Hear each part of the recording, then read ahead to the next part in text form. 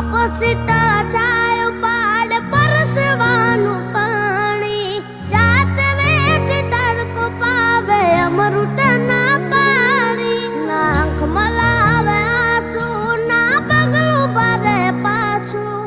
કહું છું આજ હાચું બાપ વિના ભોજન કાચું જેના રાજીમાં ઉતાર એનું ઉજળું જીવ તાર એ જિંદગીનું